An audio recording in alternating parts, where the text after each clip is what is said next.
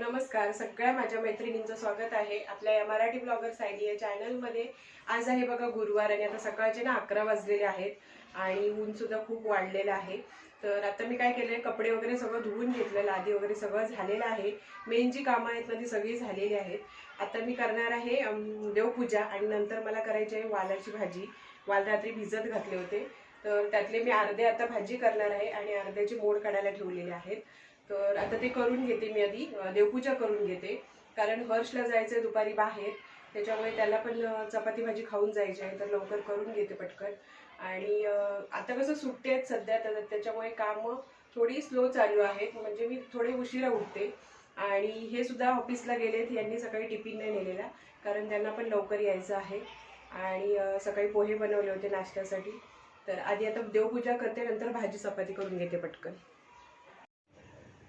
तर आता इथे बघा मी देवपूजा करून घेणार आहे। तर सगळ्यात आधी मी काय करणार आहे, जी म्हणजे कालची फुलं वगैरे आहेत ना ते अगोदर काढून घेते। नंतर मग तामानामध्ये आहे ना सगळे देव वगैरे काढून सगळं साफसूफ करून घेणार आहे। नंतर मग मी पूजा करणार आहे। आधी भांडी वगैरे सगळं घासून घेते। तर आता इथे बघा हे वाल आहे ते सोडून घेतलेले आहे आणि अर्धे मी मोड काढण्यासाठी बांधून ठेवले। तर आता याची भाजी करून घेते। तर आता इथे बघा मी भाजीला म्हणजे फोडणी घालणार आहे।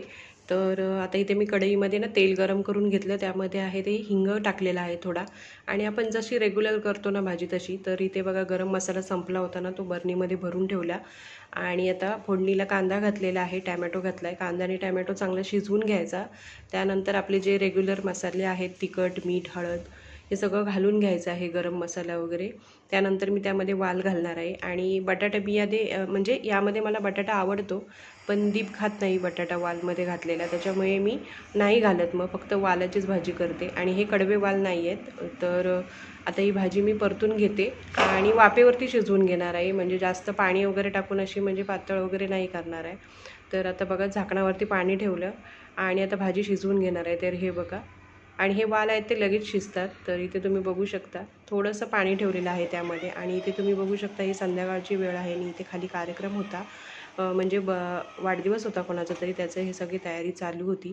तर म्हणून मी मग रात्री काय केलं, व्हिडिओ वगैरे बनवता आला नाही, कारण खूप गोंधळ होता चालू इकडे। तर त्यानंतर मग हा दुसऱ्या दिवशी सकाळचा व्हिडिओ आहे। तर इथे तुम्ही बघू शकता आज ना मी तुम्हाला मिक्सर कसं साफ करायचं ते दाखवणार आहे। तर इथे बघा हा मिक्सर घेतला आहे आणि मी म्हणजे महिन्यातून एकदा साफ करत असते मिक्सर, पण या वेळेला मी केला नव्हता कारण तुम्हाला व्हिडिओ दाखवायचा होता म्हणून। तर इथे बघा मिक्सरला साफ करण्यासाठी ना आपल्याला लिक्विड सोप पाहिजे, आपण जो भांडी घासायला वापरतो तो, थोडासा बेकिंग सोडा 1 चमचाभर आणि व्हिनेगर घ्यायचं, आणि इथे लिंबूची वगैरे गरज नाही आहे। आणि हे सगळं मिक्स करून आहे ना मिक्सरला लावून घ्यायचं सगळीकडे। हे बघा आता मी सगळं लावून घेते, वरच्या भागाला आहे ना मिक्सरला म्हणजे ब्रशनी लावून घ्यायचं। आणि तुम्हाला ना मी खरं सांगते, ह्या म्हणजे मिक्सरला जास्त घासावं वगैरे लागणार नाही किंवा काही, किती पण खराब असू द्या, तुम्ही एकदा हा प्रयोग करून बघा।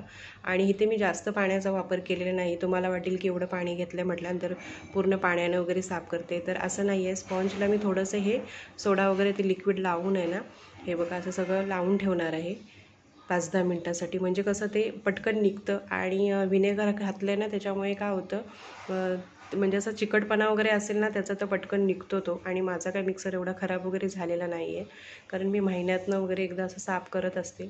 तर हे बघा सगळीकडे असं ना व्यवस्थित लावून घ्यायचं हे जे आपण मिश्रण केलं आहे ना ते, आणि त्यानंतर 10-15 मिनटं असं सोडून द्यायचं, तोपर्यंत आपली दुसरी कामं पण होतात। तर आता मी हे बघा ह्याला लावून ठेवते आणि नंतर मग डाळ भात वगैरे मला जे जेवण करायचं ते करून घेते आता मी। तर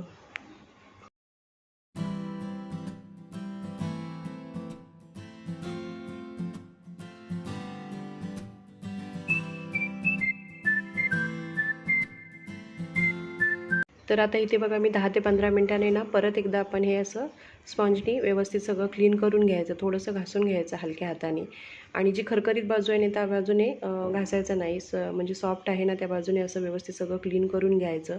आणि नंतर मग एक कपडा आहे ना ओला करून त्याच्याने मिक्सर आपला व्यवस्थित पुसून घ्यायचं, म्हणजे जास्त पाणी पण त्यामध्ये जाणार नाही वगैरे।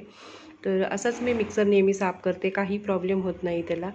तर आणि क्लीन निघतो, आणि तुम्ही महिन्यातनं जर हा एकदा प्रयोग केलात ना तर मिक्सर तुमचा खूप छान राहील। आणि हे कसं सगळ्या अशा ज्या वस्तू असतात ना लाईटवरच्या, त्या व्यवस्थित आपण क्लीन वगैरे करून ठेवल्यात तर जास्त दिवस चांगल्या टिकतात। तर मिक्सरचं असं म्हणजे मिक्सर पण आपण असं साफ करू शकतो, तसंच फ्रीज पण आहे. फ्रीज पण आपण महिन्यातून एकदा वगैरे क्लीन ठेवला ना तर व्यवस्थित राहतो आणि कसं लाईट पण आपली जास्त आहे ती जळत नाही. तर आता बघा हे सगळं वरून वगैरे मी सगळं क्लीन करून घेते.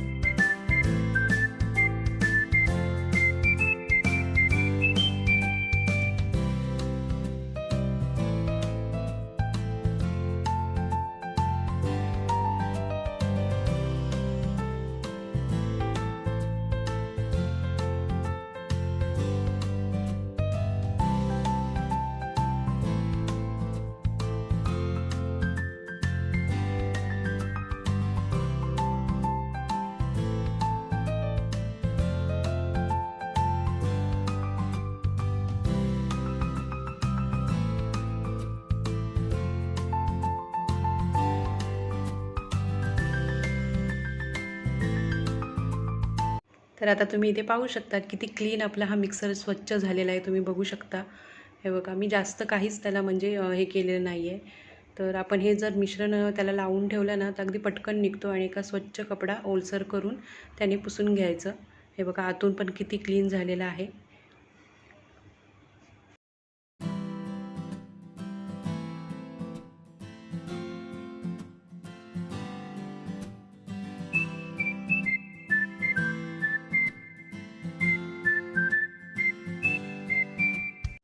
त्यानंतर आहे ना तर मी ही जी दुपारची वगैरे भांडी पडलेली होती ती सगळी क्लीन करून ठेवली. तर आजचा हा असा आपला ब्लॉग आहे एकदम साधा सिंपल. तर तुम्हाला माझे व्हिडिओ कसे वाटतात ते नक्की कमेंट करून सांगत जावा आणि भेटूया नेक्स्ट व्हिडिओमध्ये. तोपर्यंत सगळ्यांना बाय बाय. धन्यवाद.